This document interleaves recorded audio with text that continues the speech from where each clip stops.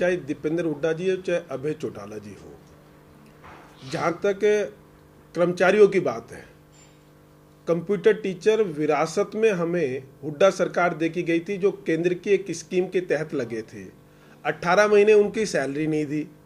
3 कंपनियां जो computer teacher आरोप लगाते हैं कि वो सरकार से संबंधित लोगों की थी, उनके कहने पर हमने उन कंपनियों को बाहर किया और उनका 18 महीने का रुका हुआ वेतन जो कि केंद्र से आना चाहिए था, इन्होंने अपनी तैयारी नहीं की, वो हमारी प्रदेश मनोहर सरकार ने दिया। हम कर्मचारी विरोधी हैं। उन 8,200 रोडवेज के कर्मचारी 2004 से लेकर जो आज तक परमानेंट नहीं हुए थे, उन कच्चे कर्मचारियों को हम पक्का करने जा रहे हैं, जिसमें चौटाला साहब की सरकार भी रही और हुड्डा साहब की सरकार रही। हम कर्मचारी विरोधी हैं।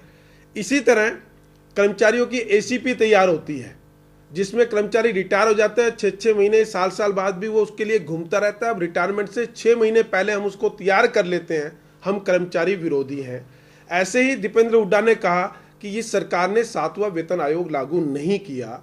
उनके समय में जब 6ठा वेतन आयोग हुआ था तो वो 2.5 साल में जाकर लागू हुआ था। जून में रिपोर्ट आई इसकी सेंटर की, अक्टूबर में हमने उसकी अपनी कमेटी बना दी और कमेटी की रिपोर्ट आ गई और आज संभावना है कि मंत्रिमंडल में वो पास हो जाएगा और फिर लागू हो जाएगा। बिल्कुल गलत तथ्य है। केवल 3 घोषणाओं पर काम हुआ हो, वो 3 घोषणाएं दिखाए, अपने तथ्य प्रस्तुत करे, कुल मिला के विपक्ष भरमाने का काम कर रहा है। मैं दूसरा कहता हूँ, विपक्ष कहता है कि सरकार काम नहीं करी। मैं उनसे पूछना चाहता हूँ, हुड्डा साहब से भी और चौटाला साहब से भी, कि केएमपी 2004 में बनना शुरू हुआ था, नहीं हुआ था? कॉमनवेल्थ 2010 में होने थे, 2008 में उस रोड को पूरा होना था। चौटाला साहब ने वो उसकी शुरुआत की, हुड्डा साहब ने उस पर 1700 करोड़ रुपए कहाँ चले गए, मैं दोनों सरकारों से पूछना चाहता हूँ। हमने केएमपी का उद्घाटन कराकर उसको एक फेज चालू भी कर दिया। क्या ये सरकार की उपलब्धि है, नहीं है? और जिसमें कि 1700 करोड़ रुपए उनके कहाँ, वो उनसे जानना चाहिए।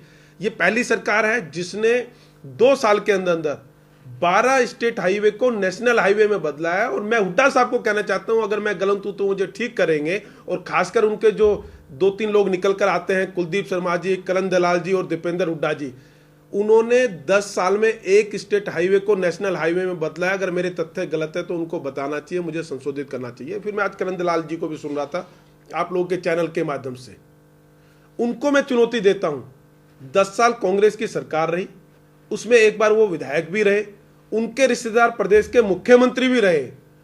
मैं उनको कहता हूं, जो हमारा पहले कार्यकाल के 2 वर्ष है और जो हुड्डा साहब के पहले 2 वर्ष थे, दोनों का मुकाबला कर ले कि हमारी समय में विकास की योजनाएं पलवल में ज्यादा कही, जबकि हमारा वहां एक भी विधायक नहीं है, या उनके सरकार में। मैं उनको चुनौती देने के लिए तैयार हूं। आज विपक्ष केवल कहने की चीजें कह रहा है। हमारी सरकार ने बहुत काम किया है, चाहे एजुकेशन सिस्टम को सुधारने का काम हो।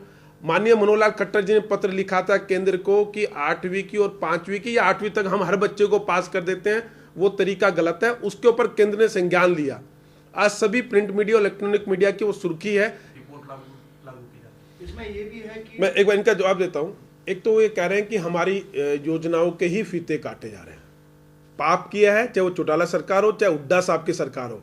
2004 में केएमपी की शुरुआत की ना चौटाला साहब की सरकार में, 2008 में वो बन जाना चाहिए था। अगर आज उसको हम कमिटमेंट के साथ पूरा कर रहे हैं तो वो 1700 करोड़ गए कहां, मैं दोनों सरकार से पूछना चाहता हूं। उसके बाद ये कहते हैं कि सरकार श्रेय लेना चाहती है, आपने उस पर कुछ किया नहीं। द्वारका एक्सप्रेसवे जो गुड़गांव में बनना था, उसको लेकर आज तक पिछली सरकार ने कुछ किया नहीं। दिल्ली में वो जाकर मिलना था, दिल्ली में वो जमीन नहीं ले सकती थी, भूमि अधिग्रहण हो नहीं सकता था। इसलिए हमने केंद्र से रिक्वेस्ट करके मुख्यमंत्री जी ने उसको नेशनल हाईवे घोषित कराया, जिसमें दिल्ली में भूमि अधिग्रहण आसान हो जाए। वो ये कहेंगे ये भी शुरुआत हमने की थी। कुल मिलाकर इन्होंने केवल वो बीज बोए थे जिन्होंने सजग बाग के रूप में दिखाए, परंतु उनमें पूरा किसी को नहीं किया। जहां